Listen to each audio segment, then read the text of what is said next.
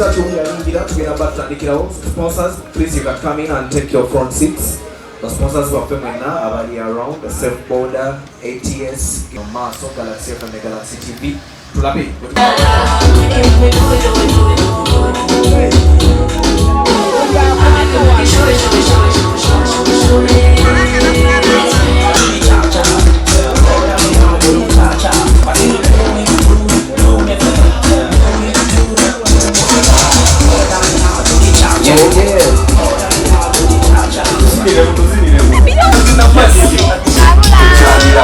To excel.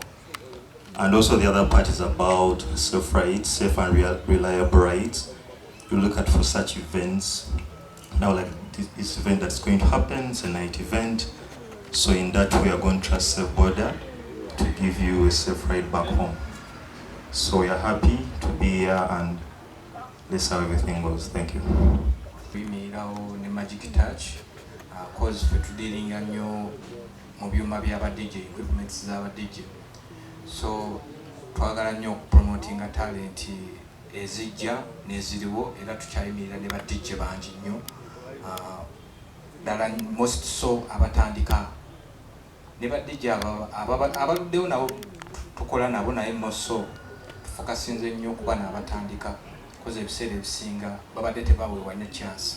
So kyova olaba MM Media yavuddeyo ne baba basaale okwagira okwegatta ku Magic Touch. Thank you. Magic Ride. All right.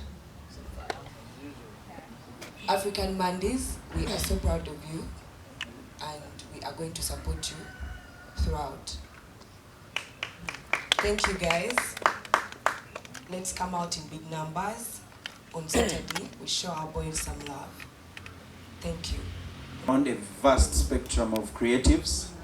Amidst us, you will see Ivo Official, you'll see dancers, you'll see Morgan MC, you'll see Magic Touch, you will see A-Rock, he's right up there, you'll see Rudrock, Tomboy. Still with a vast space of creatives. So, about Magic Touch, we started in 2019. Yeah, when we were doing school tours. Yeah, and he's been excelling ever since. He went to real DJs and he came back home. They know you should think about that. Yeah. So, about the magical show, I would like to thank the sponsors and partners. I would like to thank Safe Border shows. Just imagine what's coming up. Just imagine what's coming up around this show. So I would like to say to Magic Touch, and I've always told you of how proud I am of you guys. Please don't let these guys down. With me also, but it will be a very big blow. The other thing is, I'll just want to assure you that you should expect coming this Saturday is a very, very nice show, very organized. I would like to call each and every one of you that is watching us from home, please come through. Security is guaranteed, production is top notch, delivery by Magic Touch. We've been through a series of rehearsals, so you should just expect a lot. So I'd like to Senyo Magic Touch Buganda yange kuyoza ezo kutuka ku nakuluno nga tusemberere ne Saturday. The Magic Touch mukwano gwange ng'ogyeko kuba he's crazy on the decks, musajja mulungi nnyo. And you know Jehovah bugenda real recognized real. So nalaba omuvubuka, he's doing his thing, he's very humble. Why not? So we became friends like that. But I've also been a friend to everyone, most of the talents in this industry. Not because I've been here before, but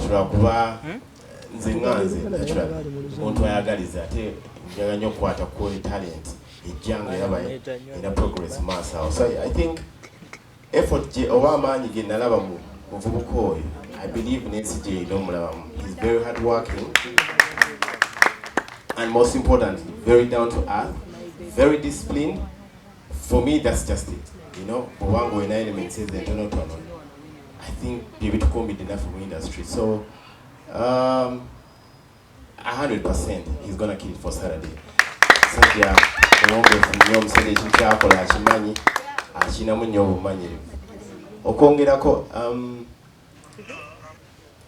the journey Jatu Seko, we have been here several times. Most of you who know us very well, me and Roger. And I also want to applaud all the DJs who are here, those who have supported us also. Nafe, want to try it out, you know, the Twitter press conference was deep, but he didn't tweet Havani, tweet about DJ. He never to Yamba, never to Kirako. So I urge all the young DJs, you know, culture to Jikuze, you know. Today it's Magic Touch, tomorrow it could be Deno, tomorrow it could be another, you know, MC Morgan or anybody. So let's grow with the love, and then also we uplift the career. But we say munya maso wa DJ ne katibichi ali wonyo doze echo swechiri. So because tuina bitwe ko lidde nafe bibatulabako okwawukana mu okusingira ddala ku bayimbi ate ffe tetunako eyawula nnyo mbu ngo takolagana noono ffe tukolaganira ddala nnyo ate omuntu yena ayinza okati tukolagana aba aliyimbi, you know, otherwise sandibadde wano oba tetwandibadde wano mu bungi bwe tuti. So Magic Touch, all the best for Saturday. I'm still coming through on Saturday.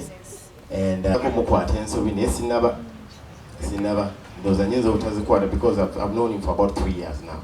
That's enough time. Also go as one of the press yange bachali bange naba DJ abanyambi okubera woko next to a DJ Deno, DJ Ryan kulabe wakula osowedi n'abasigadde bachali bange Alan Sia aba sponsors bange abakabi ondambe bazokubeerawo ne bachali bange team Magic Touch, Ivo ne team yo man chakabe nnyo.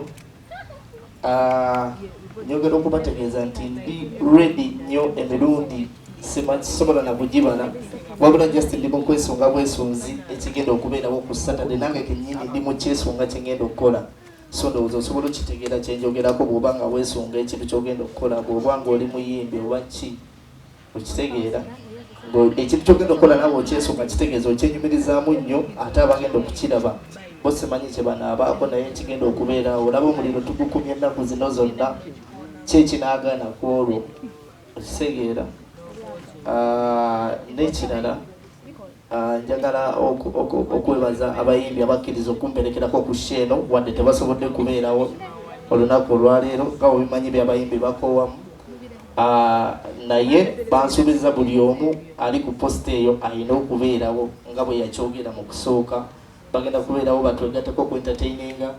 Tulina ba MCs bangi, ba DJ bangi, ba DJ bano tulinamuko ba DJ abasinga ba generation ento era ogiraba okujjako 61 Nimrod, ani aliko omulala nga nawo obubeerezi, then ba DJ bange bonna aba Trizy, aba MC bonna Mogad, Real Kenny, Evelyn Mike, abamu tebannabatuuka, abamu tebasobodde okubeerawo olw'emirimu gye bakola egy'enjawulo kyobola batemuli mu balabawo naye nga bonna boy njagala obeebaza nti nga 14 tugenda bikola byonna nga biri masavu boy lwasonga obuwagizi tubuyina right now koze edda baalinga tebalabawo ba DJ okitegeera kati love weeri buli kimu bwekiri abantu batwagala ate era bajja ne batusupportinga okitegeera.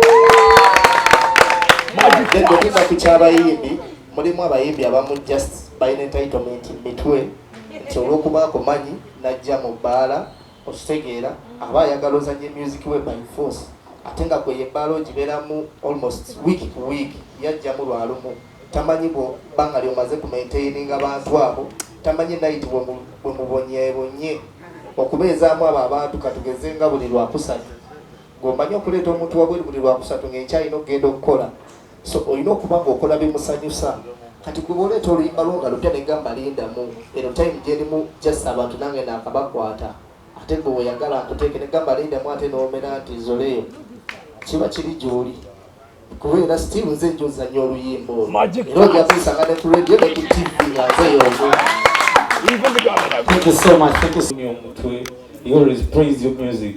Okujja noyimba, it's also being supportive. mugule tables, you understand? Tables muzigulire abana bamwe mwemba temusawa kujja kuzitulamu. You have your team. Mugule table, timu zamwe zijje zitule muzikole ki zisupporting. You understand? Because Magic Touch akubendongo yamwe. President Kenzo Federation, you always promise us 7 and 8 DJs, so tulage ku Magic Touch this time around.